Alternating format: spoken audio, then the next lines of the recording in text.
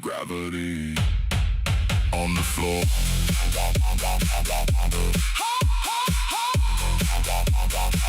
Gravity,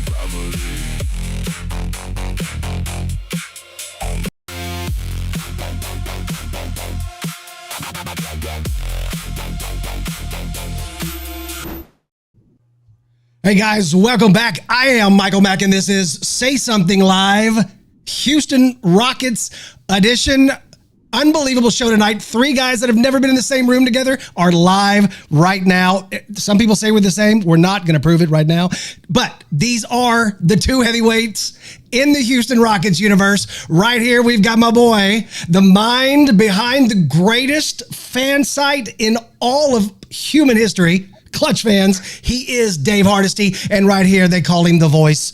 They call him Craig Toyota Center Baller Ackerman. I don't call him that, but a lot of you can call him that from now on. Toyota Center Baller. Yeah. So anyway, these are the guys that we've got. We're going to be going back and forth a little bit tonight. I'm going to start off with Craig, introduce him a little bit, say hello. But let me start off by saying, let me bring it down. I know everybody wanted to talk politics and religion tonight, but we're not going to. We're going to talk basketball. So just calm it down. Craig, I have to admit something, and I'm ashamed to have to say this to you, but I stole something from you in the past. Okay. It wasn't even physical. I've stolen lots of things from lots of people, so okay. It wasn't a physical thing. It was a stylistic thing. So you might have noticed at the very beginning of the show, I said, "Hey guys, welcome back. I am Michael Mack." Do you remember your radio days? I mean, yes. You would always do a very pronounced and over the top, "I am Craig Ackerman." I mean, if you say so, I guess maybe I didn't steal it. No, I wasn't aware I did it. So maybe that's a thing that I wasn't aware that I did, or maybe currently do, but okay. Yeah, that's what, Joel and I would tease you behind your back a little bit, and we'd be like, "I am Craig Ackerman." And, but it was very powerful. It's very stylistic. So, yeah, so I said, "Hey guys, welcome back. I am Michael Mack," and I just decided to take it. So if it works for you, it works for me. Yeah. And I have to say, and on a serious note, I have to say, and I'm sure Dave will agree with me on this, the Rockets have had some brilliant voices in their past. Gene, Bill, fantastic voices.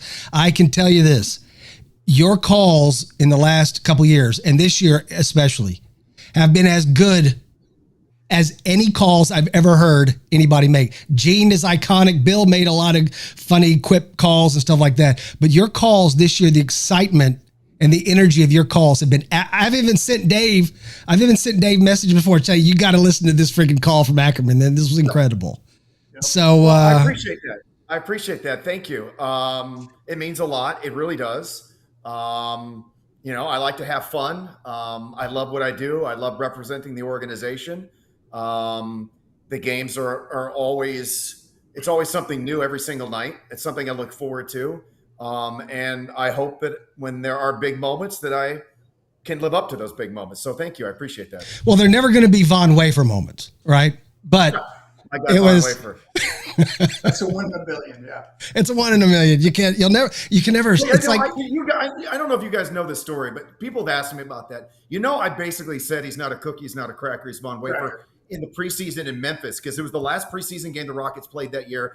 And I thought, there's no way this guy is making the roster, right? Right. And he had 27 points or whatever it was against the Grizzlies in a preseason game. He played a lot, obviously, because the Rockets sat, I think, that was a long time ago. I think Rick Adelman ended up sitting, may he rest in peace, ended up sitting the majority of his regulars. And so he really got a chance to play, and he stepped up. And I thought, there's no way he's going to make the team. So I used it then, and obviously it was a preseason game. Nobody kind of picked up on it, and he made the team. And then as that season wore along, used it again in Boston. That's exactly what it was. Yeah, that's right. Von Wafer.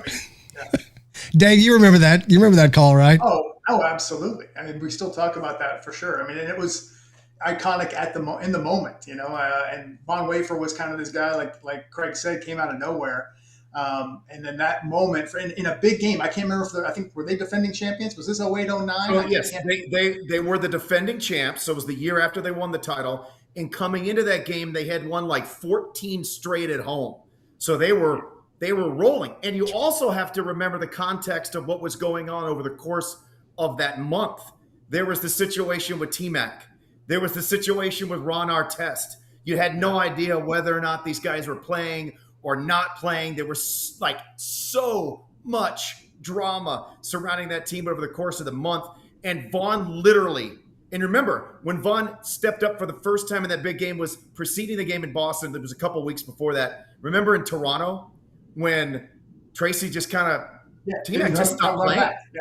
He just stopped playing. And he ended up getting pulled. And they put in Vaughn, and Vaughn had scored 20 points in the fourth quarter and almost brought the Rockets back after they were getting blown out. And then he became a regular part of the rotation. And every single time that guy hit the floor, he would do something electric.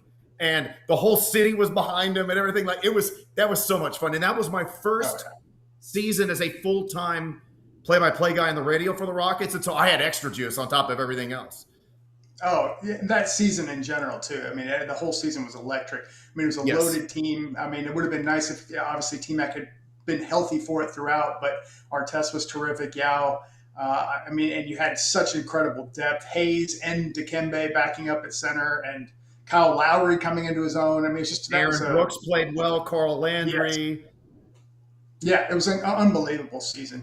Even though they only went to the semifinals, played the Lakers, obviously the injuries to Yao in that series. But I think it's one of those teams that people just remember of the last 30 years that just was a really, really special team. Well, speaking of 30 years, what is it for you now, Craig? What is this, 26? So this past season was number 32, believe it or not. Yeah, wow. So that's right, because you were here for the 95 championship. My first year as an intern was the 94-95 season, so the second championship. Wow. Oh, wow. That's incredible. So they still they've decided to still have me around, so I appreciate that. So looking back, just if you gave us a snapshot, what were some of the times, or a couple of the top moments you remember that just stuck out to you? I remember walking into the summit for the very first time for my interview. You brought up Joel, and I interviewed with Joel and some other people in the organization, but Joel was the primary guy. And I remember in 1994 walking in to the summit to interview for what ended up being an unpaid internship. And obviously the Rockets had already won the title. And as a fan, I experienced all of that. I partied with everybody on Richmond and Westheimer. And I still remember walking into that building, and it was just like, I was in awe, right? It was like, oh my God, I'm actually in the building. And you went down into the offices. The organization was so much smaller back in those days, including the coaches and the broadcasters. I bet you, and everybody in the front office, everyone, there might've been 30 full-time people. Now there are hundreds upon hundreds of people that work full-time for sports organizations. The business of sports has exploded exponentially since then. But it was just like, so you get a little bit of look behind the scenes. It was absolutely surreal. So that was the number one moment. And then look, they had just won the title. It was my first year as an intern. They won the championship again. That was incredible. Les Alexander took the entire organization out to La Jolla in San Diego for a week or whatever it was, celebrating the 95 championship. Had a chance to go on that. That was awesome. And then interning from that point forward, getting hired full time in 1997. My first opportunity to work full time on air, doing pre-app and post game shows on the radio in 2003. Ultimately succeeding Gene and Jim on the radio in 2008. That was a crazy surreal moment. I couldn't believe it as a fan growing up, and how sweet it is. Working with Gene and Jim to then succeeding them was, I still pinch myself. Yeah. And obviously everything that went along with doing the games and then, getting an opportunity when Bill Worrell decided that he didn't want to travel anymore to Split and TV, and then to have a chance to succeed him. It's been quite the amazing ride. So let me ask you this. When Bill was about to make his retirement, when he was about to leave. I know there was some, and only answer obviously what you're comfortable with, but I know there was a little bit of like I kept hearing that Bill was going to leave and then he wasn't going to leave. And I was wondering, like, what was that doing to you mentally as far as having to go through that? Look, we were splitting at that time, and his last season was in the middle of one of those funky COVID seasons where, we weren't traveling, and there were some, bizarre circumstances with all of that. I obviously heard the rumors, kind of like everybody else, that he was going to retire this year, and he didn't. And I honestly had no idea. He announced like 1 month or just a couple of weeks before the end of that season that he was done. Like, he officially made his decision and the announcement like literally with a month left to go in that season. And I frankly 100% had no idea that he was absolutely retiring until that moment. I had no idea. And then obviously you don't really know in this business if you're going to really get an opportunity to get the chance, because as soon as the announcement went out, like, thousands of people basically were knocking down on the Rockets' door. These jobs are, I always tell young people wanting to get into sports broadcasting, you look at the NBA, there's 450-ish players, give or take, that play. The odds of being one of those 450 in any given season, it's like almost non-existent. Like, the odds of doing that are next to impossible. There's probably only 70 or 75 people in the entire world who do games in the NBA, whether it be for one of the networks or on radio or TV for one of the teams. And so statistically speaking, it's actually harder to get one of these jobs than it is to play a professional sport, which is almost impossible to begin with. So I had no idea whether or not I would get that chance full time. But Bill was just like Gene and Jim were to me. He was an incredible mentor, supported me 100%. I was a huge fan of Bill. And he supported me once he retired, and he still supports me now, and he had an awesome career, and I know he means so much to Rockets fans. Yeah, Bill was great, and because Bill did Astros as well, and he had that same style, same personality, where he was able to go over to the Astros and do that, and he was an exciting. But I'll just go back and say that your calls this year literally have. I'm not going to phrase it the way that I would normally phrase it, because I'm not going to pay you that compliment right now, because it would be. I'm just not going to, but it got to me a little bit. Like, I mean, it you could feel it, but that's it. That's all I'm saying. I ain't gonna talk about it no more. Okay. I'll peel back the curtain here. I'll peel back the curtain here briefly. Okay. A lot of those moments involve Kevin Durant, and I don't think I've ever been part of a season. And we all knew this going in. Like, there were, I don't know, a dozen, 15, 20 different milestones that when the season began, that Durant was on the precipice of passing, equaling. And these were in some of the cases, in a lot of cases, these were some of the greatest milestones in the history of the league. And I just kept telling myself as he approached each milestone, and it was like, okay, tonight's the night he can pass 31,000 career points. He can pass Will Chamberlain. He can pass Dirk. Every single time he reached, the game came, I kept telling myself, don't screw this up. Don't screw this up. Don't screw this up, because that's on the soundtrack of that call forever. And I will admit, I don't get nervous about this under any circumstances, about anything ever. But every one of those important milestones, I was nervous about making sure I didn't screw it up that particular night. And I don't think I messed any of them up, but I was very nervous about it. No, they were great. They were absolutely outstanding. So yeah, the calls, the whole history. And I want to ask you real quick about Ryan Hollins before I want to ask you about the finals. And then I'm going to go over to Dave to kind of get him to follow up on one of the questions I'm about to ask you. Yeah, because he's here too. He doesn't need to speak. Oh yeah, he's going to get his time where you're going to sit there and listen to us. Because Dave and I we talk about different things than you and I talk about. So the chemistry with you, and I'm sure Dave's noticed this as well, the chemistry with you and Ryan Hollins is incredible. It's improved dramatically over the course of our 5 years together. There's no question about it. Look, he obviously was an out-of-the-box hire. Yeah. For a variety of reasons, especially he had zero ties to the organization, which frankly does not happen very often with professional sports teams. Normally, like whoever's doing play-by-play, right? That can be anybody, right? Normally, it doesn't necessarily have to be anybody who's tied to the organization. But I would say 99% of the time, 98% of the time, an analyst who's hired has some sort of ties with the organization that they're broadcasting games for, whether it be they worked in the front office, they were a coach, they were a player, something. He had none of it. And I had never met him before. Really? Never said one word to him. And I was honestly kept in the dark a little bit about who they were interviewing. I really had no idea until they had a list of finalists, and they finally told me that, hey, we're going to bring a list of finalists in, and we want you to do a mock broadcast with each of them. And I said, okay. So up until that point, I had never met him, never spoke to him. All the finalists, I basically, the night before we did our mock broadcast, I called them and I just introduced myself and said, looking forward to it, et cetera, et cetera. And we went in and did the thing. And then, Ryan was working with a lot of pressure on his shoulders because fans kind of expected someone to have ties to the team, and they didn't. So there was that. He actually did not get all of his I's dotted and T's crossed until like a week before the preseason started. And so he literally had to pick up and show up in Houston a week before the preseason from LA. His family was back in Los Angeles that whole first season, right? So his family wasn't even with him.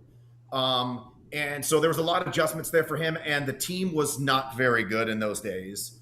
And obviously our jobs are fun regardless, but our jobs are infinitely, exponentially easier when the team is good because there's just so much more stuff to highlight. And obviously the first couple of years, those teams were not. We had to, and so it took a little bit of time for our chemistry to develop, but over the course of the time, it 100% has. The team got better, we got better, and hopefully that's reflected. Well, y'all scream at the same time now, so I thought that was a nice, the way y'all sync up, y'all's "ho!" Like the way y'all do that. I think it's pretty. Ryan's an excitable guy too. Yeah, he is. And, yeah, he is. He likes to talk a lot, like I do, and it took a little bit of back and forth to try to figure out how we still step on each other a little bit, but not as much as we did in those first couple of years. And look, there was a lot of pressure on me succeeding Bill and then working with a complete new partner who had no ties to the organization.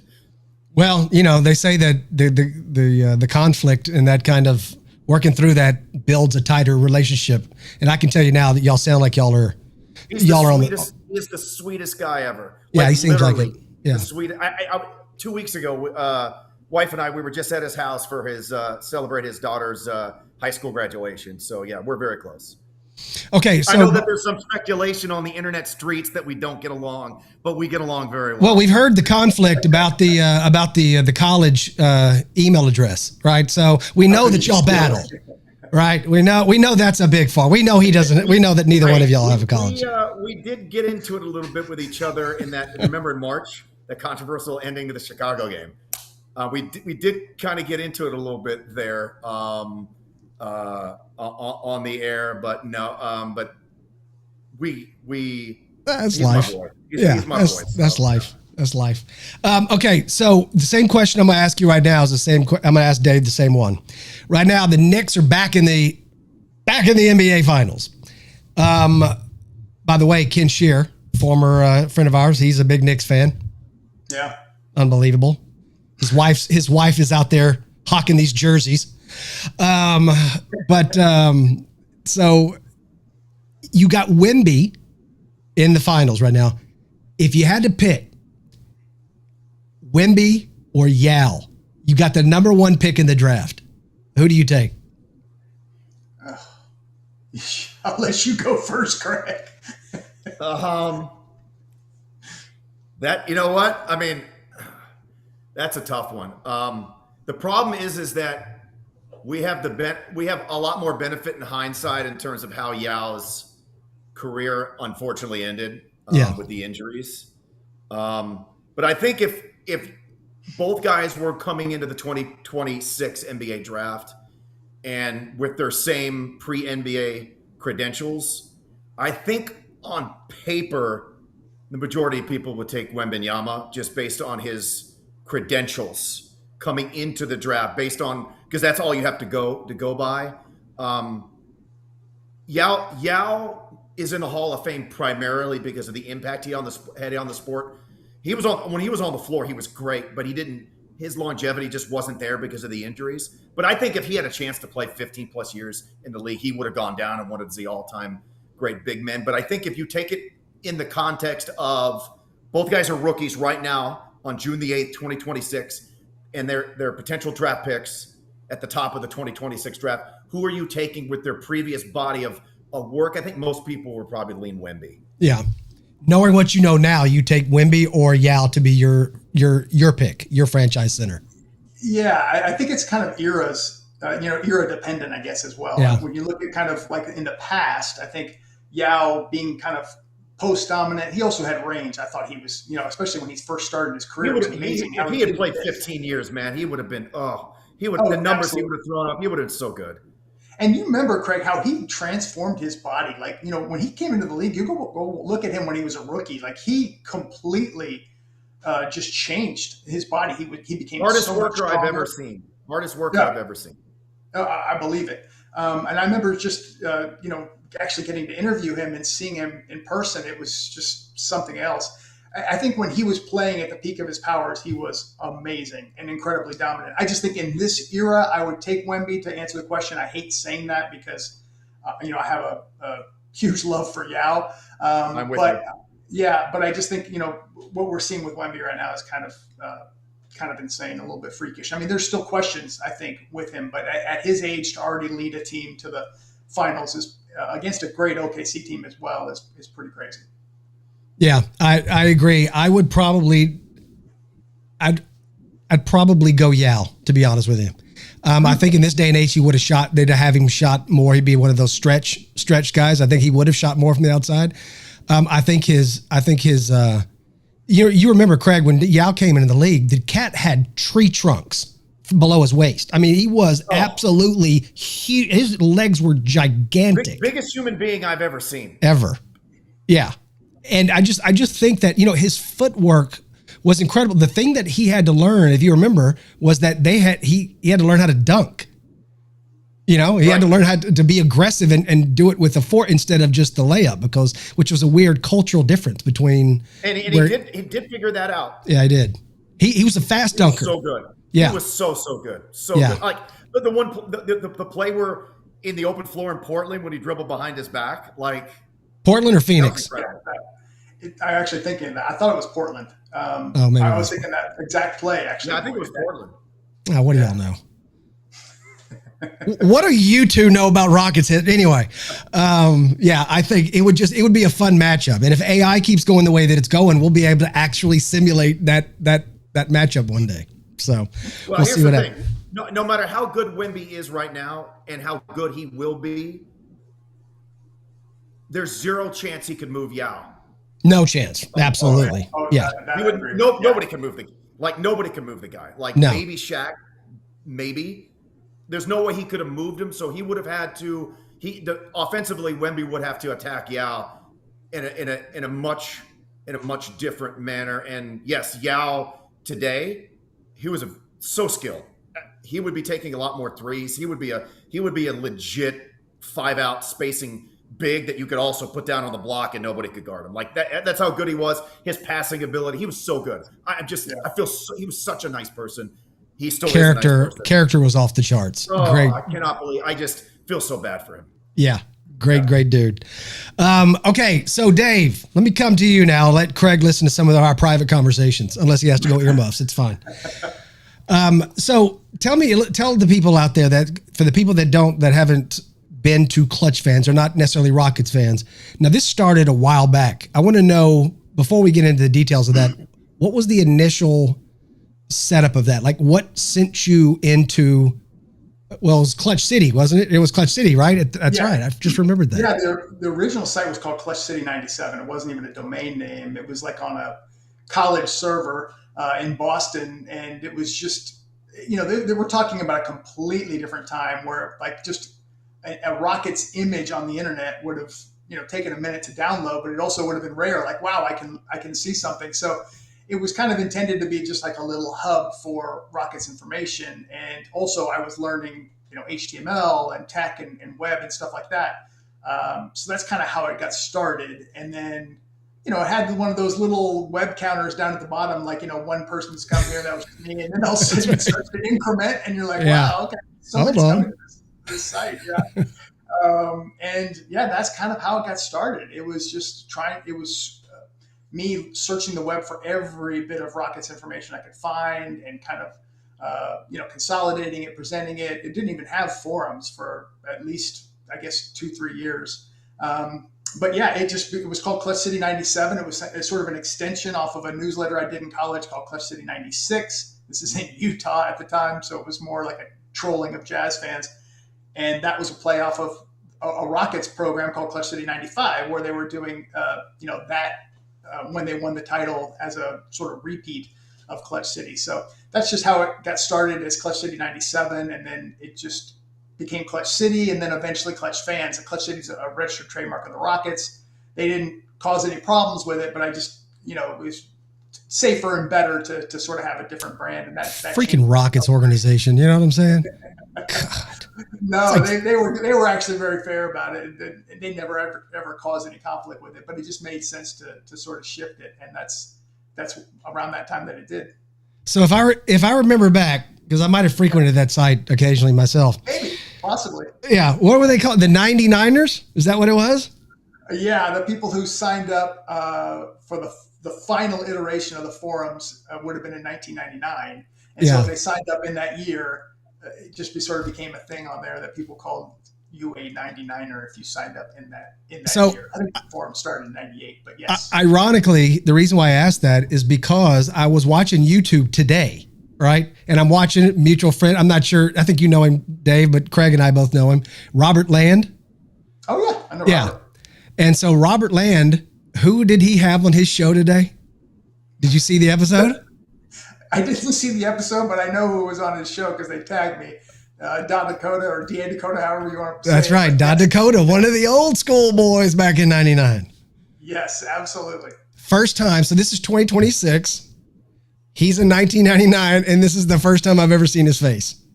Oh, are you serious? 27 years later, I've actually met him a couple of times. Oh, yeah? Oh, have you? Yeah, I want to say that they were games in San Antonio that he came out to. That's got to be where it is. He's based in Doesn't Austin. he live? It's been a while, but he lives in the Austin area, right? That's exactly right. And he goes down to the San Antonio games, and he's taking pictures and stuff. And there's been all kinds of Da Dakota memes come up because he loves to sort of play along with it as well. But yeah, he's a longtime fixture of the forums. And when I lived in Austin in the late 90s, early 2000s, we got together. We had sort of these fan gatherings, couple dozen people that were Rocket fans then, and I knew Eric Da Dakota then. So yeah. Didn't y'all used to meet up like at the Summer League, like out in Phoenix and stuff like that? I went, yes, there were some sort of unofficial gatherings in Vegas. There was one, I used to go to the Summer Leagues. Long Beach was one of them. That was back when Eddie Griffin, played for the Rockets, was a second-year player. I think that was Amari Stoudemire's rookie year. That was a really fun experience. And Salt Lake, I think I went to one of those there as well. But it's been a while since we sort of had those gatherings, but we did them, I think 2012, had a gathering in Vegas for Summer League, and that was fun. They always kind of just pop up when there's these sort of unofficial gatherings when people are going to the games. Well, it's interesting as heck to look back. I mean, everything, and it just seems like time is flying by. I mean, the Rockets, that was 30, like Craig said, it was 30. I mean, that championship was 32 years ago. It feels like it was yesterday. I can still remember Akeem blocking John Starks. I still remember the style of defense that they played on us. Can our guards get a freaking shot off? That was hand checking. That was a different league back then. Yeah. Wow. I mean, that was something else. So also, Dave, you do a post game show, and I have to say that I have used your post game. I can't text Craig all the time and just whine about freaking Rockets when they don't live up to my standards, right? So I've used your post game YouTube to vent a little bit, right? Which I think you do a very professional job. And I have to say, whenever you're with Ben DeBose, and I mean this as straight and as heterosexually as possible. The guy's got the best eyes I've ever seen in my life. I mean, God bless America. What is going on with that? Jeez, what are we doing? It's like his eyes are so. Has anybody actually? You think anyone has actually told Ben that before? Do I think? I have not heard that, but I'm sure. I am sure. I know Dame Lillard. Craig knows what I'm talking about. Craig's seen him before. I mean, with all due respect to Ben, I really don't. How y'all doing? I'll be back. To him, but I'm going to leave that to you, Mike. I'll let you tell Ben that. No, just forget it. No, I'll just erase that. Can we back? I'll figure out how to do it. It's all in the. No doubt, boo. No doubt. I'll figure out how to do that. It's technical. Anyway, back to the professional Rockets talk there. Can I say yeah, absolutely. So you're a Utah native. Me? You went to school at Utah State, right? Oh, I went to school at BYU and Utah State for engineering, but I actually Houston for the most part. I was born in New York, moved here when I was like 4 or 5. Okay. And so I grew up here in Houston, and bounced around. I was in Austin for 6 years, but I was in Utah. You have like a bunch of family in Utah, right? That's why you ended up going to school up there, or? I didn't really necessarily know, just more for the engineering program that I was in. But my wife certainly has a lot of family in Utah, and we've gone and visited some. But I was just there for 3-4 years. Okay. And I thought you were there for actually longer. And so my question was going to be, how did somebody from Utah end up becoming Oh, yeah, no. But that was right now the rivalry isn't all, it wasn't, but back in those days, man, it was heated. Oh, that's the thing. And it's funny you bring that up because I was there when the Rockets won, the title in 95. And then as well the next year. And we gathered, this is before Clutch Fans, but we would get groups of fans from Texas that were going to school there. And we probably got 100 to 125 of us. We kind of all bought the tickets and we all went together and we went and marched through, what was it called back then? The Palace? Or not Salt Lake. I'm blanking out. It was the Salt Palace for a while. Then it was the Delta Center. Now it's the Delta Center again. Okay. It was before it was called Delta Center, but it was, and we would go marching through. Boy, there was such a rivalry. You nailed it, Craig. I mean, there was blood in the water. You wouldn't think that Utah fans would be like that, but they were. Man, they were rowdy. Did not like that at all. And wearing a Vernon Maxwell jersey back then was not the best idea, but it was fun. And it was a great time. That was a huge rivalry between. Yeah, those Jazz teams were so good. They were so good. Oh yeah, Stockton, Malone, and it was. I hated them. Yeah. Oh, so did I. I mean, again, like I went to school there for a while, so it was really it was rough. But that Rockets really got the better of them during those years. I mean, it doesn't feel like it though, Yeah, I mean, I think they lost a couple. They haven't had a ton of playoffs. Well, the way 97 ended was all you saw there with the Stockton shot. So that was really rough for sure. But I always look at that 95 series. I mean, the Jazz had won 62, I think, that year. I'm going off of memory. And it was, all year, their banner, their slogan was, "It's our year." And the Rockets knocked them out in the first round. I mean, that was just, I remember when you were talking about this earlier, Craig, that championship season, there's some parallels between this year's, Knicks team and the Rockets. Then there's differences, obviously, but I'm saying there's some similarities. And I just remember thinking back to that team, like, if they could just beat Utah, I'll be happy. I won't ask for anything else, And for them to go on, beat Phoenix, beat the Spurs. They were 1-5 against the Spurs that year. And then just sweep the Magic, where I kind of look at the Magic as similar to the Spurs this year. That was it's still to me the greatest championship run in history. I mean, you could look at, I'm sure, some others, but to me, that is just iconic. I can't believe a team at the 6th seed with kind of dealing what they did, dealing with all the things that they had to do and the teams that they had to face on the road. Legends. 100%. 100%. Yeah, that was. And you said the parallels between the Knicks, like the Knicks, their chemistry is they play on a string. They are so well in tune with one another, and when those Rockets teams in the mid-90s got rolling, they played on a string as well. Like their chemistry was just off the charts, like it is with the New York Knicks right now. Yeah, what the Knicks are doing this is unbelievable. I mean, their net rating in the playoffs is over 18, and it's like it's funny. Also, the top two teams in the playoffs this year are the best defensive teams as far as what they've done in the playoffs. But New York's offense has been unbelievable, and I was kind of looking at some of the parallels with how they've just run, several road games. Frankly, all consecutive games that they've been winning this long winning streak. But also their opponent. I mean, there's a lot of similarities between the Orlando Magic in '95. They were going to be the next dynasty. Shaq was going to be the next great thing. Penny. And then you look at what San Antonio looks to be in the future and how they sort of cut the line. Got to the finals this early. I just see some similarities between the two, especially considering. Are you saying Wemby's going to be traded to the Lakers here in a couple days? No doubt. That's the hope at this point. No doubt. No doubt. Somewhere Adam Clanton right now is having a freaking PTSD fit listening to all this Utah, San Antonio talk. You know what I'm saying? I mean, you get freaking a couple referees out there, and the guy's going to freaking have a conniption fit on the ground. So Dave, let me ask you this before we get into the meat of this thing. There's no way, and by the way, Craig, you can earmuff on this one. This one's just between Dave and I. So there's no way that they're going to get Ackerman and do the Comets games, right? So that means they're going to have an opening.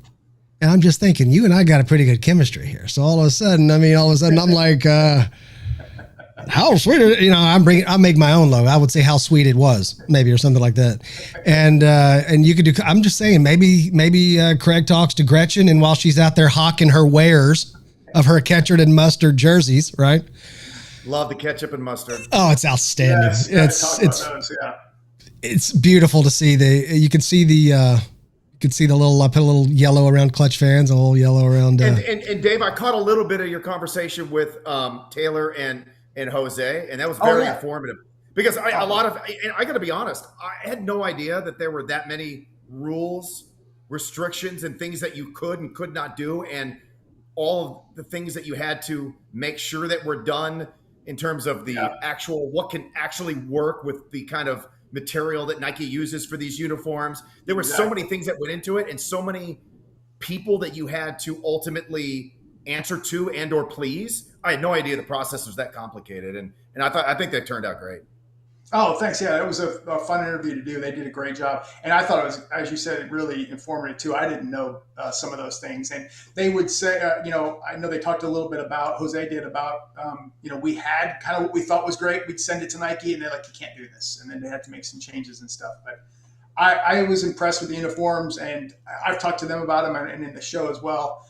I saw all three a couple days before, and I obviously couldn't divulge some of that stuff, but when I saw the red one right away, I loved it. I was like, the red is golden. Craig. That's my favorite. That's my favorite. Yeah, and I just thought this is beautiful. It kind of taps into all of my childhood Rocket fandom. And when I saw the black initially, I was like not sold. And I told them this at first. Then I saw the players in it, and I was like, "Oh no, this looks really, really good." Yeah. And white, I think white looks okay. White in general, just for me as a jersey, is just tough. And even the old Rocket 94, 95 white jerseys, I mean, they're iconic, but they're not like, this eye-catching display. And so I think it's the same. I think this looks good for a white jersey. But for me, if I'm buying one, I like the red. That's the one that just jumps off. And it is hilarious to see the reaction of non-Rockets fans, especially younger non-Rockets fans, and even young Rockets fans who weren't even born and around during those days. A lot of people, they eye roll the ketchup and mustard thing, but for fans of our age and our time who were there and did grow up on that era of Rockets basketball, having ketchup and mustard back means a lot. There is an emotional attachment to that people who weren't around then or not fans of the team they just don't get. Totally agree, 100%. I open up an old media guide and look through and see some of the they're old marketing materials, but just the white, black, red, yellow, and it just brings back kind of a different feel. Not to say that it's necessarily bad the last few years or anything of that nature. It looks really cool, the Rockets, but it taps into that those emotions, that vibe, that aura that you felt back then. So I totally agree with that. Yeah, it's cool to see. I have to say the Dunkstronaut is a cool freaking logo. Like that's awesome. Yeah, I've seen it on the New Era hat where it's just a clean hat with just the emblem of the astronaut on there, and it's so cool looking. And did I see, if I'm not mistaken, didn't I see it on the waistband? On one of the I think it's on the waistband, and it's the secondary logo. Again, there are a lot of things that the team and rules that they have to follow with what the league has for their branding and requirements they have, and again, things that the Nike can do. And one thing that I was not aware of that a lot of people were like, why didn't they just bring back the old ketchup and mustard logo from the night? Well, you can't. I had no idea. You can't. Like you can't bring it back. And so I didn't know that. Yeah, you can't. But the Dunkstronaut thing, like the second that thing showed up a couple of years ago, nobody agrees. You never get anybody to a group of people to agree on anything. Everybody liked that, like everybody. And it was the first time I saw it, I was like, oh, this thing is super cool. Exactly correct. I liked it certainly when I saw it, but everybody loves the Dunkstronaut, and it was. They knew they were in a little bit of trouble. Craig highlighted this because they couldn't use it necessarily the next year because these things are done years in advance. And that's why they worked. This was the earliest they could get Dunkstronaut back, and they made it the secondary logo, as Craig said. So now it can be used a lot more extensively. But it is untouchable. Fans love the Dunkstronaut logo. Like it's just universally loved. I honestly have never seen anybody criticize it at this point. No, it's just cool. They hit it. They landed that one. Fans love the Dunkstronaut. Like everybody loves the Dunkstronaut. Yeah. Yep. It's outstanding. Let me real quick. Credit where credit is due. That was Jose Lopez. Guy's awesome. He's a super long Rockets employee. He's been around forever. He bleeds the Rockets red. And that was his creation. He deserves all the credit for it. Yeah, he did a great job. And not only that, I think he mentioned this, and I should have known this because that was the whole marketing pitch at that time, that it was based off of, I believe he was talking about sort of the Cougar of the U of H Rockets, sort of based off of that. They went with many different iterations. I only say that because there are a lot of people who believe this is based off of Jalen Green, because you look at the way it's dunked and it's, kind of based off of Jalen, but it wasn't. It was based off of that. And it was done, I think it got started before Jalen Green was even drafted, like in 2020. I believe so, yes. Yeah. So I just pointed that out because it does have some similarities. Hey, Ryan started calling Jalen the Dunkstronaut, and it worked because when Jalen dunked, he did look like the Dunkstronaut. Yes, exactly. So did Ryan coin the phrase Dunkstronaut, or did he already know? It was already called the Dunkstronaut, but he's the first one that I'm aware of. At least I didn't do it at first. It was Ryan. He's the one who's coined him as the Dunkstronaut. And you know what? It was a perfect fit. Yeah, it really was. Well, okay. So real quick, I wanted to ask you: have either one of you guys been on the floor? I saw that video. I think I sent it to you the other day, Craig. The floor that changes, the video floor. I've never been on one of those. No. Have you seen that, Dave? Have you seen the video of it? They tried to use one of those at the start of the Big 12 basketball tournament. Yeah. And everybody hated it because it was too slick. Oh, was that okay? Because I saw the video of it and I'm like, that looks like one of those sidewalk paintings that look like you're going to walk down into a hole. Like this freaking NBA Finals thing is coming up out of the floor and it never comes up out of the floor. It's on the floor. Like, what kind of world are we living in where the floor is a video screen? Like they used an actual LED floor, I think, for like the Big 12, the Big 12 basketball tournament, and it was too slippery. But obviously, a lot of that technology is like with all the lasers and the 3D imagery that they can throw on these floors is wild.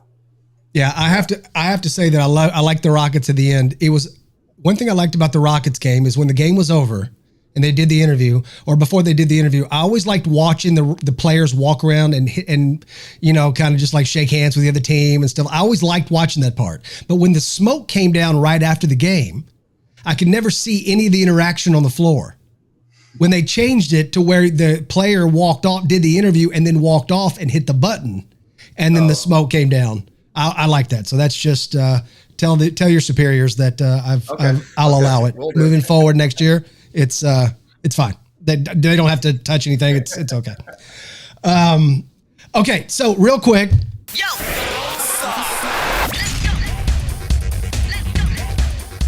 The recap. I want to know, and get both of y'all opinion. Y'all feel free to just jump in there, popcorn style, however you want to. I want to know what happened last year, what worked, what didn't work. And I'll start off by saying that I'm desperate for Van Vliet to be back. I'm desperate for a ball handler. I think they could have been so. I mean, a lot of it confused me. And again, either one of y'all can tell me if I've got this wrong. But I was a little bit confused as to why and how it wasn't addressed better. But it just seemed like that they missed that playmaker so freaking much. Craig, we could have brought back my boy Ish Smith, right? You know what I'm saying? I mean, come on now. That's a blast from the past. Come on, cat at handles like no other. The well-traveled Ish Smith, like Garrett Temple and some others. Oh, yeah. He lasted in the league a long while. He was with the Rockets early. Ish Smith, wasn't he? If I remember correctly. Yeah. And then he bounced around a lot. Yep. Good handles, decent assist guy. Couldn't shoot he couldn't shoot a lick. Like a 12, 13-year career or something like that. Yeah. So did I get it right? Am I wrong about how big a role do you think that was not having a ball handler? Simply a ball handler, right? It's not a men's job. He's not a ball handler, you know?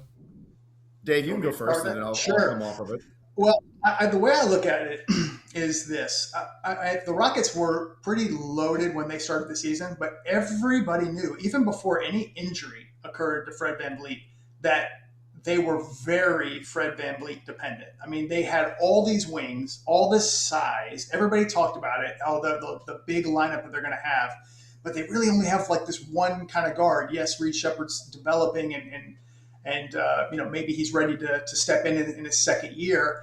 But for them to have that injury to Fred VanVleet was significant. This is not excuse making. I'm just saying, you could talk about team building and that's fine. You could say they should have had more guys. I'm not going to argue in that regard. But the way it was built and that they need to succeed, they needed to have Fred VanVleet.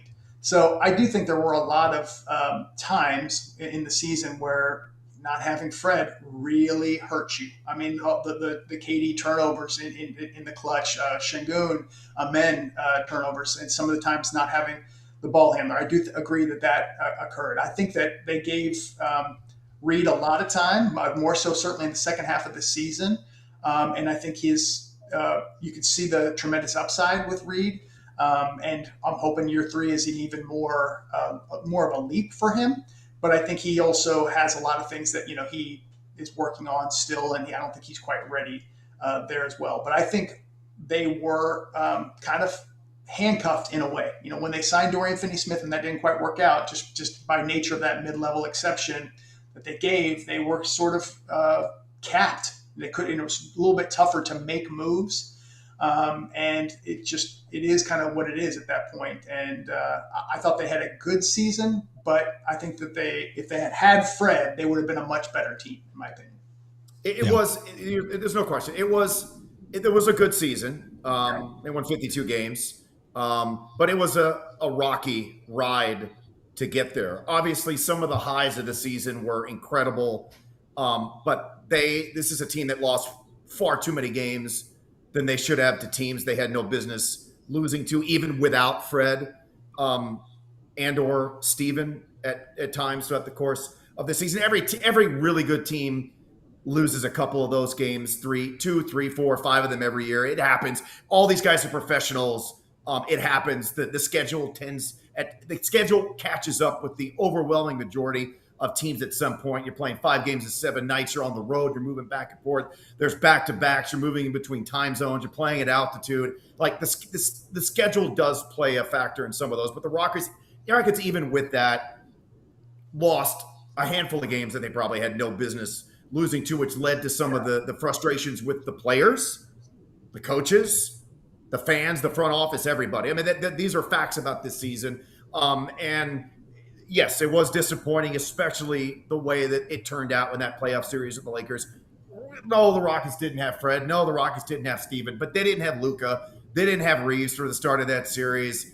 The Rockets it's a series that everybody post playoffs has acknowledged that was a disappointment. They should have won that series regardless. And they didn't, and especially with the way that they got down in that series, it was disappointing. It was disappointing for the coaches. It was disappointing for the front office, everybody, the players, the whole 9 yards. But yes, the point about Fred going down, he was the most indispensable player on this team with the skill that he brought to the team that frankly nobody else could do in that manner. I know a lot of people were saying that, and look, he didn't have a great shooting season. He was not the most efficient player 2 years ago. But he's a guy who gets the team organized that they did not have. And he was an extension of the coaching staff. And he was a guy in his 2 years playing with the Rockets. The first year they posted a franchise record low in turnovers. The next season they didn't turn the ball over much more than that.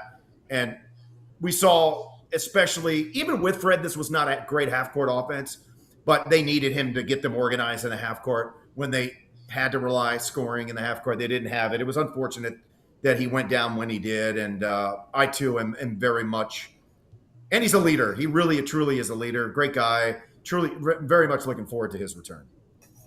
Yeah. So they had, I think that I was impressed with Reed. And again, some of your best calls, I think, were on some of Reed's shots, man, because he you could see some of the times when he stepped up and you're like, man, if you can get to the elbow like that and pull that, which you can, right?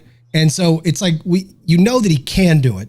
He just missed the shot. He just missed some of the shots, but those shots are going to come because he's an unbelievable shooter, And so I actually looked at Reed's season last year as being a big success. I think his legs caught up with him at the end.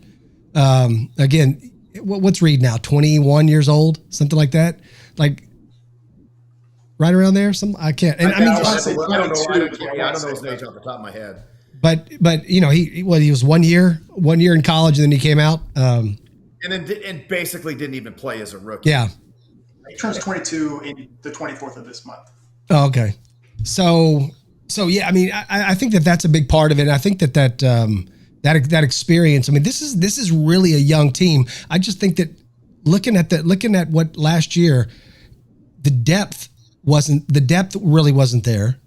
And in my mind, I'm still not understanding why there couldn't have been something done. You know what I'm saying? And I don't know the cap situation as far as that goes, but it just seems like there could have been something with the cat, who's the boy that used to Conley used to kill us when he was with freaking Memphis. I always thought, like, if the guy had nothing but his ball, just his handling, and I know he probably already had a deal to go back anyway to play there, but someone like that, just a ball handler, could have it seems like to me that it could have opened up so many doors.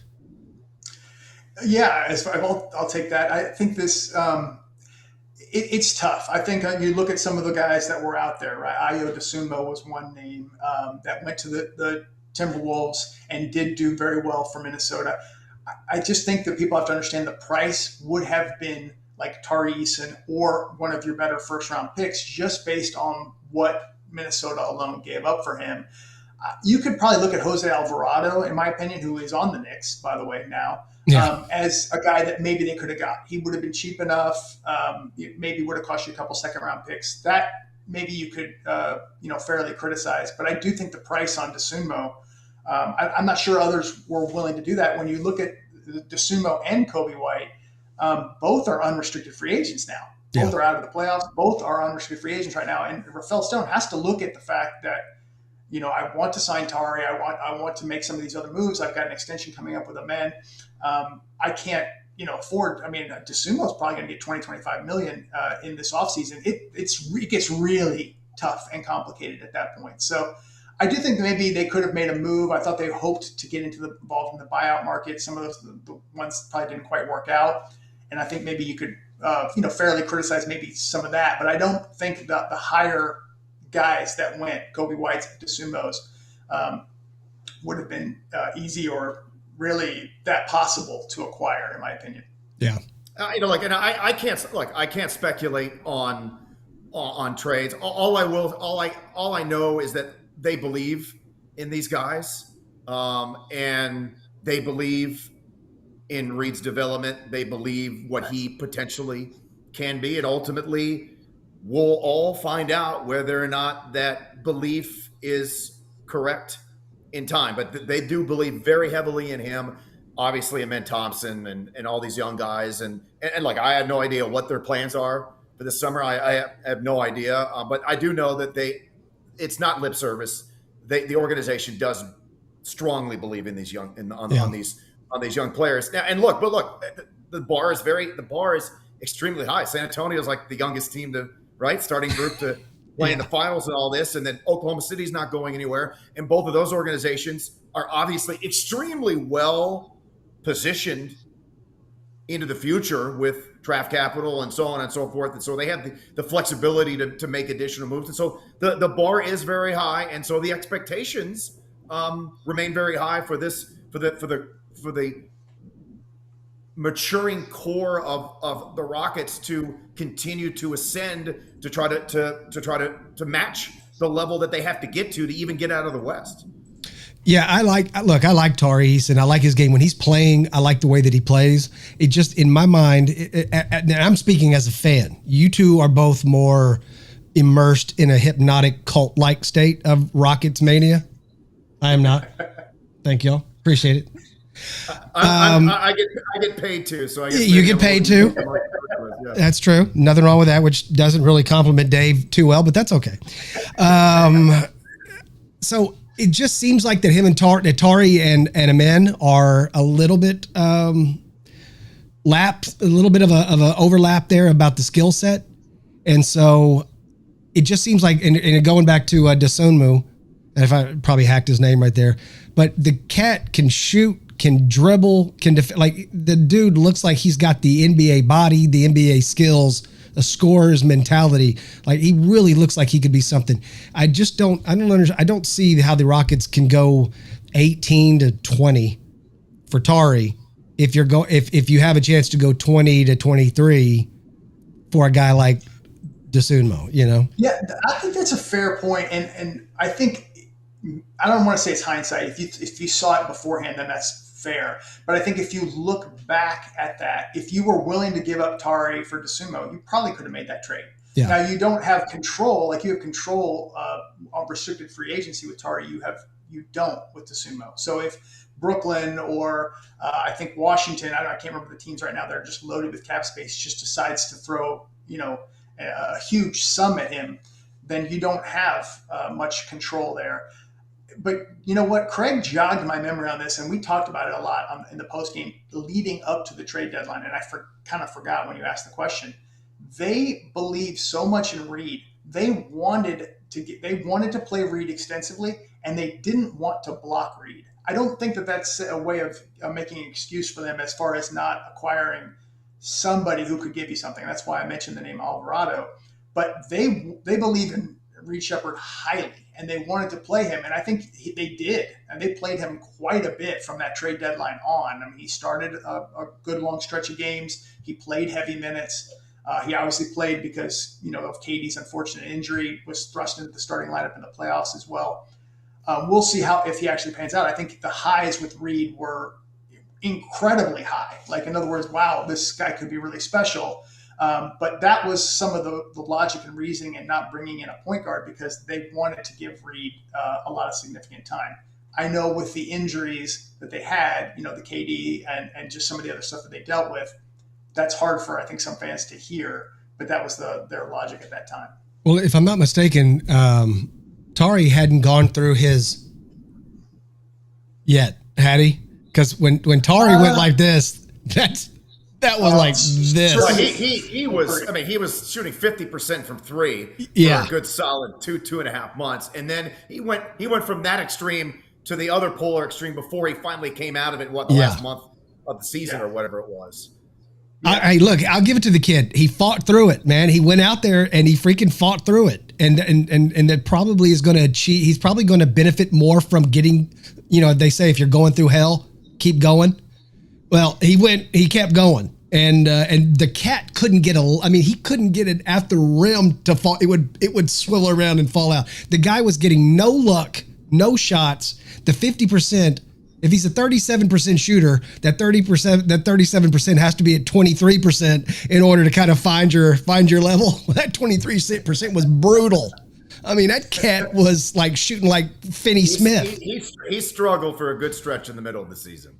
I mean, he wasn't Finney Smith bad. I'm just saying, but poor guy. They love Tari. I mean, they are really high on Tari Eason. Now, obviously, this was a weird year. And I honestly, I really liked the Finney Smith signing. I thought he was a guy. I did too. I thought it was going to be good too. That coming in was the exact kind of player they needed, giving them exactly what they were looking for. And he did not have a good season. He really struggled. Yeah. I mean, I'm glad you brought that up, Craig, because, and I'll just give you a little bit of information because I was talking with, somebody, Rocket source on this. I loved the DFS signing at the time as well. I really did. Obviously, it did not work out. I think they're well aware that it didn't work out. But for me, my 10-year pursuit, Craig can attest to this as well, is that I really want to see them acquire a guy who can play in a small ball lineup. It's hard to get a Draymond Green, but somebody who gives you that kind of versatility that allows you to play more 5 out and is defensively can switch and guard bigs. And this is just a pursuit of mine forever. I just feel like that's a cheat code. And that was a little bit about Bobby Portis again. You still want Bobby Portis? Yeah, Bobby Portis, Jordan Bell. These are all possibilities. But basically, I just like that is what they hoped to have a little bit out of DFS. A guy who could, I mean, he's not a center, don't get me wrong, but a guy who could give you that kind of versatility and switchability and was really smart defensively, communicate, call out, give you a little bit of that PJ Tucker type of stuff, I guess. And it just lit the Rockets up with the Lakers. He lit them up. Yeah. And he changed their defense as well. You look at what they did before DFS and after, yes, they had AD there for a while, but he was a huge piece to what they were doing defensively. It was meant to be the Dillon Brooks replacement and maybe a little bit even more versatility than Dillon. And like you said, it just hasn't worked out. Part of that could be just recovery from injury. We saw that with Steven Adams when he was coming back from his injury. It took him a while before he became really Steven Adams again. But yeah, it just was a really rough season for Dorian Finney-Smith. Well, since we've kind of transitioned into free agency a little bit, the Dorian Finney-Smith, everybody, if you remember back on X, when they made that signing, everybody jumped on the bandwagon with that, myself included. Everybody's like, the Rockets, they just signed it. They just got another one. Remember, they're going to shut the whole league down, right? Everybody. And it probably was one of those fluke things that if he came back out and started right now, you'd have a totally different season. It was just like Craig said, it just didn't click right the way that it came out, which makes me kind of a little bit leery because, the half the Lakers team is free agents. When I look at Hachimura, the guy is a rocket killer. I mean, the cat freaking, I thought he was a rocket killer, right? Because he sunk every freaking three. He seems like that he shot against us. And then I go back and I look at his stats and the guy's a 40% 3-point shooter. What is he, like 6'8", something like that? Now, I don't know. I don't really pay attention to his defense, but the Rockets need a guy who can stick the three consistently. You know what I'm saying? Like, Dave, go ahead and start. What do you think about it? What do you think about a guy like that? And then throw in anybody else that you might be thinking about. As far as free agency, I look more at trades as far as how they really improved this team. Yeah. They're kind of sitting with the 27 draft picks. They got 2 good ones. They should be good based on some of the rule changes next year. But with Rui, I agree. He was really good. He gave the Rockets a hard time. That's tough because I feel like he's probably going to pull down $20 million a year. I could be wrong. There's only a limited number of teams. He probably gets the full MLE. I don't think the Rockets can afford Rui. And I don't know if that necessarily solves all that, but yes, he did have a very good 3-point shooting season. If that continues, he would be kind of ideal on an offensive standpoint for what you do. I believe in Jabari. I think Tari will be solid. I think Jabari is just getting better. Matter of fact, people I had talked with, they were like, this is the first season, this past season with Jabari. Like, they've been so impressed with Jabari that the first season where they feel like he's kind of past Tari a little bit, as in, that's not a knock on Tari. Not a knock on Tari at all, but like that age difference, when they drafted Jabari versus Tari, there was a lot of development to do with Jabari, and he has really grown. I think, he can be a bit of a lightning rod for a fan base that certainly loves a lot of other players on the roster. But I just think he's been extremely reliable, a good two-way player. He's gotten a lot better as he goes. I do think Jabari will be even better. I think he's 36% from three this year. I think he will continue to improve. He's only 22 himself. Maybe he turns 23 here soon. I think that they have good three-point shooters, especially when Fred gets back. Fred is a good three-point shooter. I don't think he was great last year, but historically he's a good three-point shooter. KD is a brilliant three-point shooter. Reed, when he's actually developing and mixing in, hopefully improving defensively, I mean, he's an elite three-point shooter, or should be. And I think Jabari was drafted to be that as well. You do have the Amen Şengün question.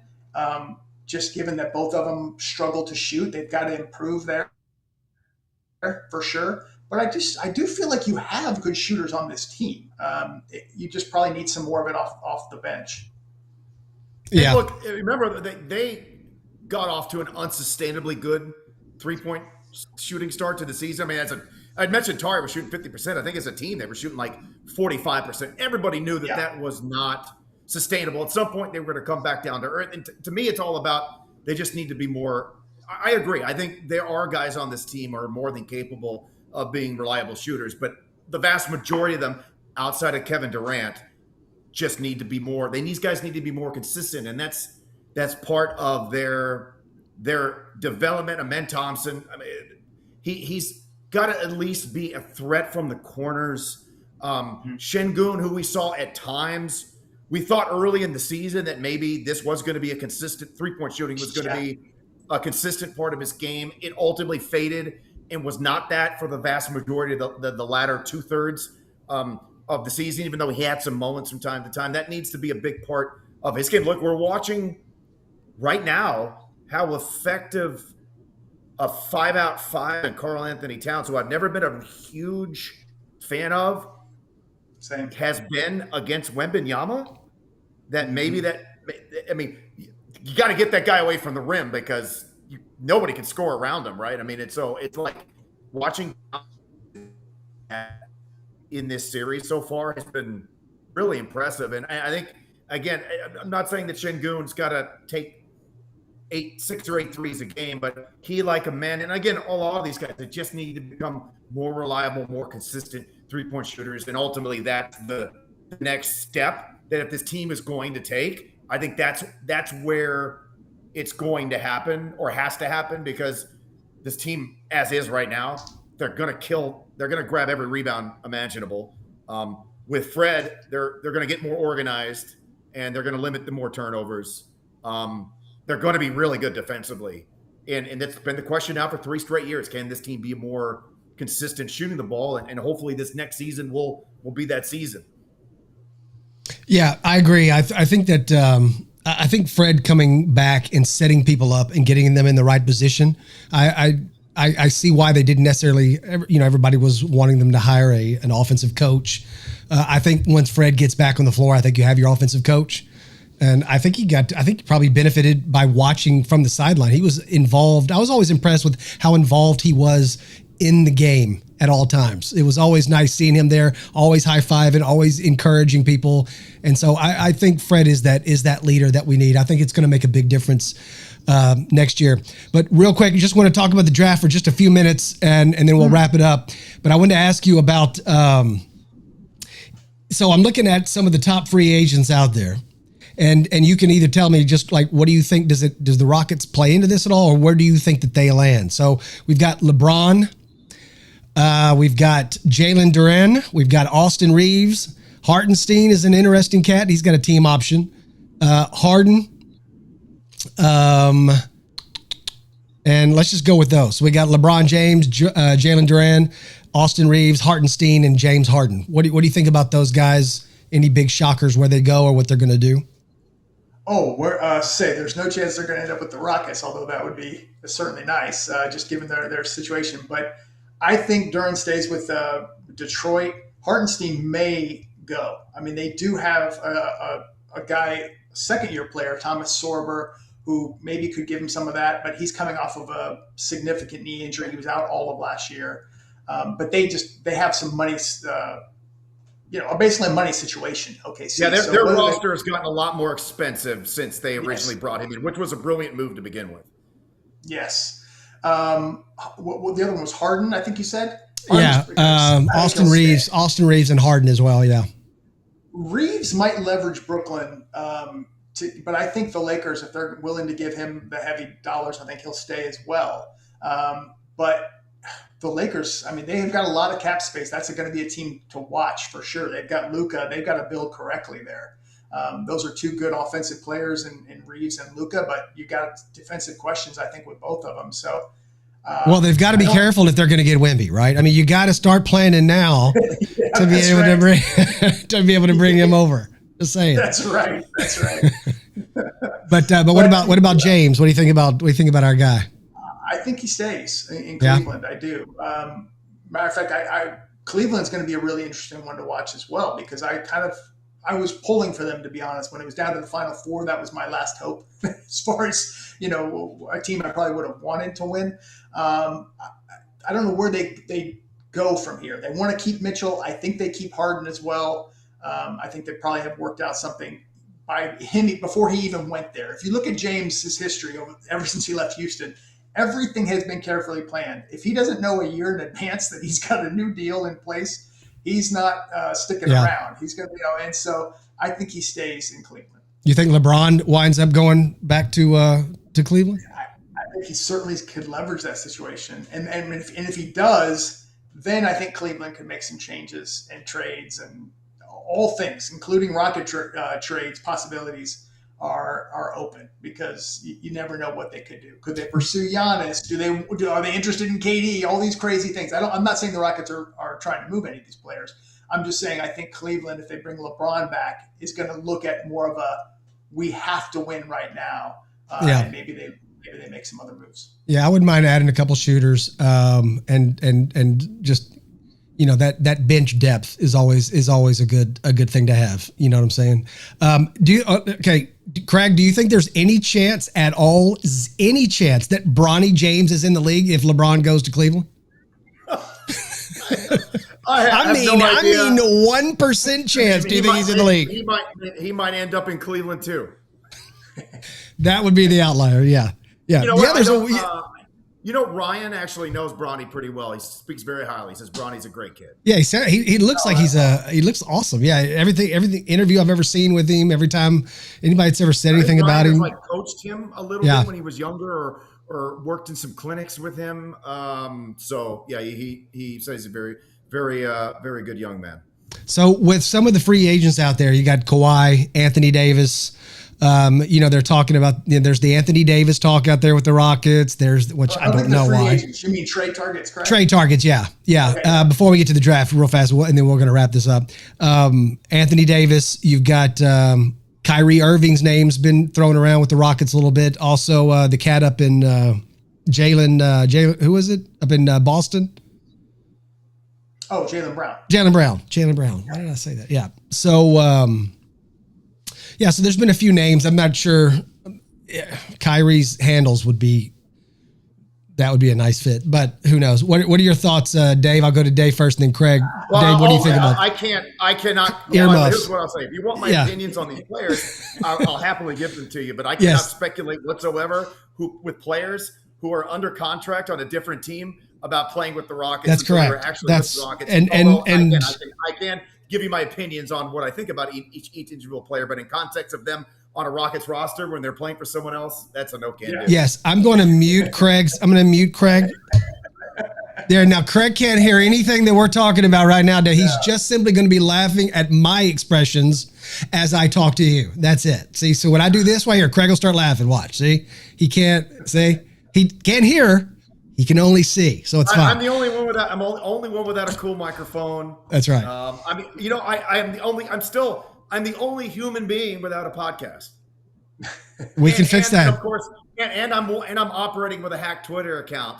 Thanks to June Mom, I got all this wealth because of crypto. I can't believe I got hacked. Yeah, it's so embarrassing. The picture that the hacker sent out of the boat thing. With me and the funny hat that I took when we did the bull running thing in New Orleans a couple seasons ago. I got to admit that was hilarious, but it's also extremely frustrating that I'm still hacked. Yeah. And no update, right? Twitter or X, whatever. Still trying. Yeah. I did not pay for the verification. So being cheap in this circumstance, I think might be working against me, but I'm still trying. And anybody who has unfortunately received any direct messages with links, don't click on them. Report them as spam, please, because I don't want anybody else to. I apologize for all of the issues that me being hacked has probably caused some other people as well. So, and only invest as much as you can afford to lose. For those of us in the crypto industry right now, all your little crypto jokes, Craig, they're not going over really well. Okay. So, XRP had a good run. XRP's the only bag that has saved my. If it wasn't for XRP, I would be contemplating like what size caliber I should be using. But that was inappropriate. It would never be. It'll be here. Stop. That's terrible. Will you stop? You stop. Okay. So anyway, back to what I was saying before Craig distracted me with thoughts of ending my crypto career. Dave, Craig, earmuffs. Dave, go ahead. I think that those players, they'll have conversations. I think that's about the best way I would put it. I mean, it's a very tough balance, in my opinion. I think that they have a good team, and I think it's really, really unfortunate they didn't have Fred this year with KD playing 78 games, and then ironically, unfortunately, going out for the playoffs. I can't believe he got hurt twice in the playoffs. I can't either. Just terrible, terrible luck. You didn't get this. I mean, you had an incredible KD season, but you didn't get this look at Fred and KD together to make this assessment. Now he's 30. He will be 38 for next year. I think he's still looking really good, but father time and all of that. How do they balance this? It's almost like they have two timelines because Fred and Steven Adams is probably the most underrated player on the team. I mean, these are significant key guys. When they were both out, we saw this as far as what the Rockets kind of, I don't want to say pioneered, but were leading this sort of possession maxing trend that has now, changed the NBA a little bit, where you want to max out your possessions with offensive rebounds and low turnovers. And those were the two key guys. My point is, those guys are older. KD's older. What do? You have this young core that you believe in as well, but by itself, when you look at the young core and you compare it to the young core of San Antonio and OKC, I'll leave that to fans on how you compare those, but I think that there's some differences. And so I'm not saying I don't envy their situation, but I think they're in a tough spot. I think they want to win next year, and they want to build as well long-term, but who do they pursue, and what are they necessarily ultimately looking for? I think those names make more sense than Jaylen Brown, even though he's a little bit younger. Kyrie, just given Dallas' situation, AD probably doesn't want to stay in Washington. And Kawhi, I mean, he's kind of tied to LA, but at the same time, what are the Clippers doing? They have the fifth pick of this draft. Are they going to rebuild with Garland and Mather and some of the younger players that they're trying to start? Who knows what the Clippers are going to do? Point is, they could be candidates for the Rockets. I don't have any information that says that they are. I know varying interest levels from the past, but I do think that that's possible. But right now, I think the Rockets are just waiting for the right opportunity, the right deal, and then pull the trigger at that time. So one interesting name that I'll say that's been thrown out there, and I'm sure Craig could use an analogy to chime in on this one, is it would be really interesting if Tyler Hero decided that he was available to. Could you imagine a scenario? Like, do you think they would go to Amen first and ask his permission to be able to bring him on the squad, or do you think haven't they already squashed that beef? Haven't they already hugged it out after? Have they? Yeah, I think they have. I think they have. Well, does it not seem like it could just flare, just like immediately? No, it was. You know what? Here's another thing. One thing that this past Rockets team this past season did miss that they need to get back to is they didn't play with the same edge that they played. No, they didn't. They missed Dylan Brooks bad this year, man. That identity was gone. That's part of what this team needs. You talked about some of the possession maxing stuff with Fred. Yeah. The turnovers were limited, so those possessions will be maxed out. They were historically great offensive rebounding team with Steven Adams. They lost what they were historically great at, and they had such an advantage with that. That was part of their DNA, but also playing on that fine line, which they did 2 seasons ago. They lost a little bit of that this past season, and I hope they kind of get back to some of that mindset this year, because I think this team, that's what they need to do to be at their best. Well, that was some of the best calls to listen to, were you and Ryan when the 2 years ago when the Rockets would get into the fisticuffs with people. I ate it up, man. Like WWE. It was outstanding. Like, I would get so freaking pumped. I'm like, let's go. I mean, I would be like, I'd be moving around, and I'm like, whoa, it was. We were just talking about how physical earlier in the show, how physical the game used to be. Yeah. Right? And I'm not saying we need to see people, Kevin McHale clotheslining Kurt Rambis again. Like, we don't need that level. But I love some more physicality and mean-spiritedness and actually guys hating one another. I like that kind of stuff. Yeah. Yeah, it's like Bird. Bird never had anything to do with any of those people.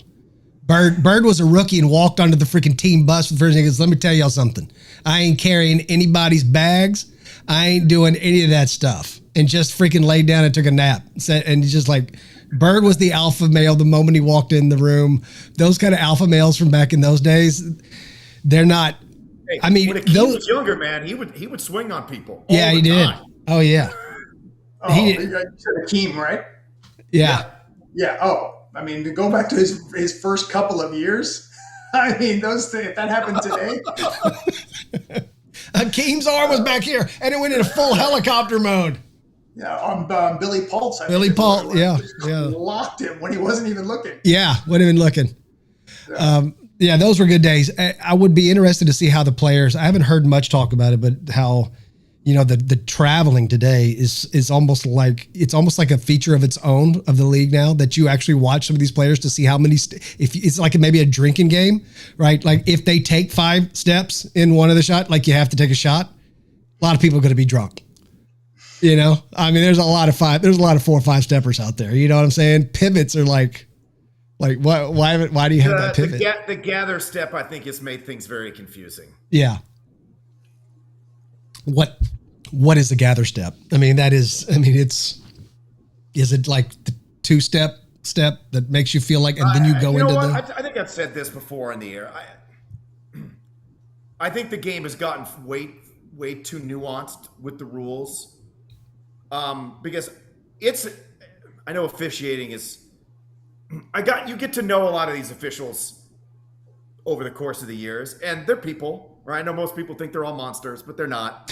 Shout out Adam Clanton. They do know way, way, way, way more than we all do about the rules of the sport. But anybody who has never sat up close for an NBA game, you don't really truly understand the confined space that they play in, and how big these people are, and how fast they move, and how impossibly difficult it is to officiate the sport. That's a good point. And I do think the league has gotten rule-wise a little too complicated. And so now the officials have like a million things that they have to keep going in their heads as they're watching things live without the benefit of replay and super slow-mos. And they make mistakes. I would like to see the league pull back on some of the nuanced rules. I think it's just gotten a little too complicated, and just in my personal opinion. Yeah. I do like what a couple of years ago, they at least, or maybe it was a year and a half, I'm not sure.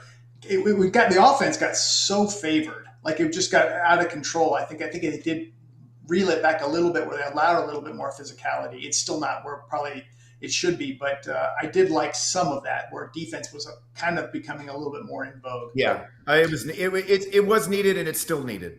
Yeah. The only thing I'm hoping for is that they can tone down just a little bit about that aggressive Shea, James Harden move, where you can bait anybody, or it's like the guy is not fouling. You are literally initiating contact. You know what I'm saying? Like, there's got to be. These were things that the league put rules in place and points of emphasis in place to try to adjudicate out of the game. And again, all I'll say is that, like, I think these are humans. These are people. Yeah. They make mistakes. It's a very, very difficult game to officiate. And I think just like in all walks of life, some people are better than others in a certain profession. That certainly runs true for officials and broadcasters and anything else, right? So it's a really tough sport. And I just think I think part of it is just there's so many nuances to things that I even have to try to keep up with in games. And I'll admit, there are colleagues of mine who are way better at understanding all the various rules than I am. But sometimes there's a call made or a call that should have been made, and I'm thinking to myself, I got to get on my phone. I got to look it up as we're on the air on the internet to try to make sure that I know what the rule is. And frankly, some of them I get wrong. Like it's just there's a lot of rules. There's a lot of nuances. There's a lot of things that I wish they weren't as complicated. Well, anytime you implement a rule in anything, smart people can find their way to use those rules to benefit. Right. So, in any walk of life. Yeah, that's correct. Okay, real quick about the draft, Dave. Any ideas about what you think the Rockets might be doing this year? Anything that you'd like them to look at, and then also tell me a little bit about next year's draft. You were talking about they're pretty well positioned with the new rules changed. So it's interesting. They're out of this draft, right? They had originally Brooklyn's pick this year, but they had made a trade a couple of years ago. It ended up getting more Phoenix picks and the Dallas pick, and it's actually worked out kind of well for the Rockets. I think it's about as well as it could have it at this point. Brooklyn didn't really strike gold last year or this year, so that part of that trade for them is out. Rockets aren't in this trade or in this draft until the second round, 39. I think they're 50 something as well. I think they're probably going to look for a player, in my personal opinion, that can, impact the rotation. Probably an older player, somebody who is more experienced in college. I mean, you obviously always go BPA where you can, but I think at that late of a spot at 39, that's what I'm going to guess they would look at. Yeah. There's a guy I really like in this draft that I think could be had at a bargain price, and his name's Jaden Quaintance. Depends on if his knee checks out. It's kind of following all the same lines of what Craig was saying about the Bobby Portis pursuit all time. But this is a guy who's 6'10", 7'5" wingspan, potentially an elite defensive player in both ways, protecting the rim and sort of switching on defense. That would be an interesting guy if the Rockets were to trade into this draft, because really from about 14 to 18 in this draft, that's where teams have second picks. I think Charlotte, OKC, I think Chicago, that's like their second pick in the draft. You could see a trade. I think certainly you will see OKC trade at least one of those picks. They're 12 and 17. They just really can't afford to add two, first round rookies to that roster. But as far as next year, 27 draft, it's not as strong of a draft, at least on paper right now. It's starting to look better with some of the prospects that are coming out. But I got to say, they really are positioned. The rules have changed in the lottery, and it's this now 3-2-1 system, where if you're the fourth worst team to the 10th worst team, anywhere in between there, you have 3 lottery balls. If you are, in the bottom 3, the worst team, second worst, or third worst, you only have 2 lottery balls in this whole thing. And then you've got some other teams, 11 down to up to 14, and then the play-in teams, they get 1, or a couple of the play-in teams get 1. So it's a little bit more complicated there. And they're going to pull in the draft all the way from 1 to 16. So it's really, you can't tank anymore, not in any traditional sense. You don't have a really good floor. If you're the worst team in the league, you could pick 12th. It's that crazy. Wow.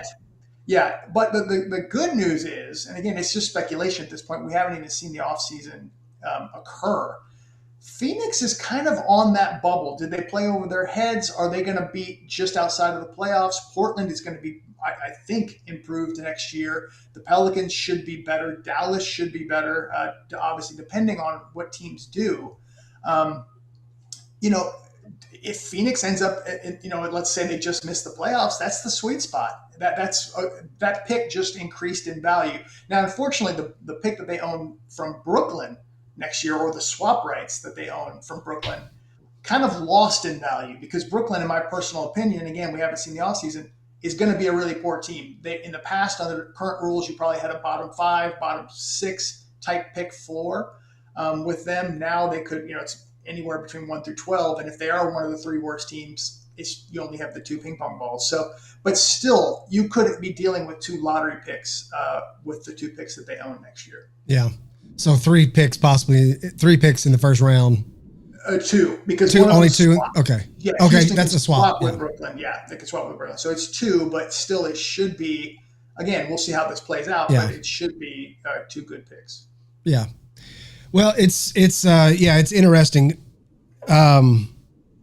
It doesn't matter who they draft, right? Craig will be able to pronounce their name and call them like a champ. So that's really. I hope that they find a contributor to their team in the draft this year, especially in terms of their cap situation. That would be a huge help moving forward to find somebody in the second round who could help out. I hope that's the case.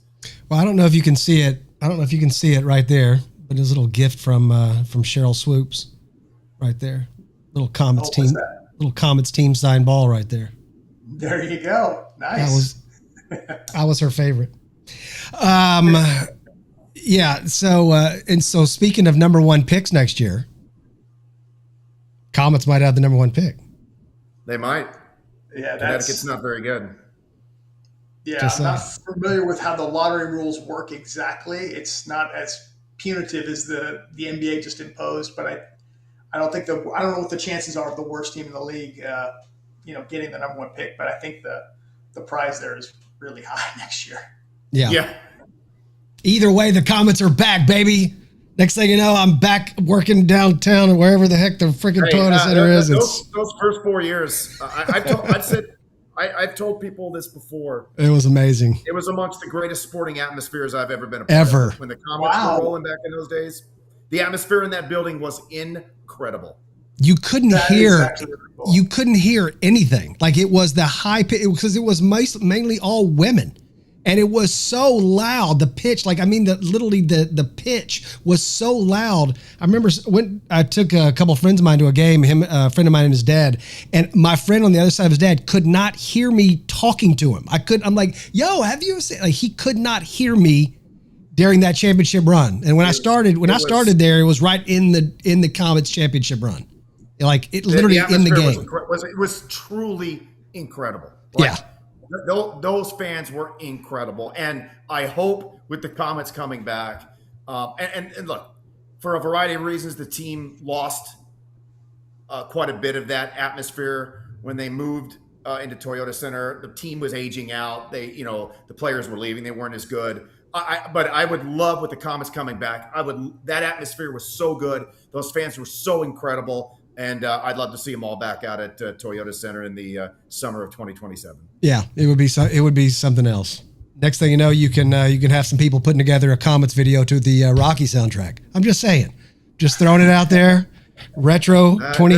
There's some licensing issues that these days. Are you telling me there's licensing? Are you telling me that there's licensing issues, Craig, with music being? You gotta watch out what music you put on some of these videos. Hardisty, you're telling me that I can't make a freaking Yao Ming video with a little Spider-Man soundtrack going on there? What are you talking about? You can right now, but yeah, officially there's some. They frown on it. It's frowned on. Yeah, that's correct. All right, guys. Well, we'll go ahead and wrap it up there. We'll call this the first biannual. We'll do this again. Sooner than later. But it was an absolute blast, guys, to be able to pick y'all's heads. 2 of the most knowledgeable people regarding the Houston Rockets I could ever associate with, and it's been an absolute pleasure. Dave, I'll go to you first for any final words, and then we'll go to Craig and we'll wrap it up. Oh man, it's great to be with you 2 guys. Known you forever. It's always fun to talk Rockets. I appreciate you having me on, man. This was a blast. I mean, we've been on for like an hour and a half plus. Felt like we just started. This was fun. It was a blast. Appreciate you having me on. It was good to especially reminisce with the group of fans who grew up on the team that meant so much to all of us in our younger days. And again, as I said earlier, I still pinch myself to this day. It's a true honor to do what I do. I never lose sight of that. It's a true honor to do what I do, to represent the organization and and hopefully I continue to do that in a positive manner moving forward for however long they want me to be around. Well, there's like you said, there's hundreds of players. There's only 70 something probably announcers. And you, my friend, are one of the best of those 70 I something appreciate announcers. that. Once upon a time, many years ago, Jim Foley was like, you get one of these jobs, guys die in office. So, and I guess, unfortunately, obviously Stacey King just passed away. I know he meant so much to Bulls fans. Great guy, so entertaining. He was so good at his job. It's devastating. He was only 59. He was so good on the air. So the Bulls had not been very good consistently for a very long time, but Stacey always brought the goods. And I always joke with Ryan that if I could do an analyst swap, it would be with Stacey King. Really? He absolutely is going to be missed. And my condolences to Bulls fans and obviously Stacey King's friends and family. Absolutely. All right, guys. Well, that was fantastic. Thought Craig was going to give me a no doubt, boo. No doubt. You know what I'm saying? Little. Yo, who led the league in assists last year? You did, boo.